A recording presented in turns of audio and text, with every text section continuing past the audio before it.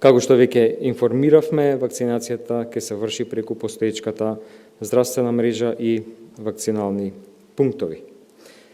Направен е детален план за транспорт од аеродром до сите места каде што вакцините ќе се складираат, економските оператори и здравствениот дом тука во Скопје, понатаму план за дистрибуција до вакциналните пунктови, како и начинот на практично спроведување на вакцинацијата.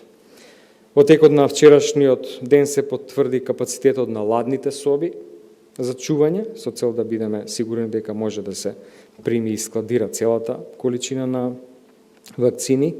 Оваа количина се чува и се дистрибуира на температура од 2 до 8 степени, што значи дека сите веледрогери и компании и здравствени домови кои ќе бидат задолжени за складирање и транспорт на вакцините имаат капацитет и возила за чување и за транспортирање, дистрибуција на овие вакцини. Со тоа системот е целосно подготвен да вакцините се преземат од аеродромот и соодветно се складираат. На дневно ниво, со работа на пунктовите во полн капацитет, очекувам да вакцинираме од 2000 до 2500 граѓани.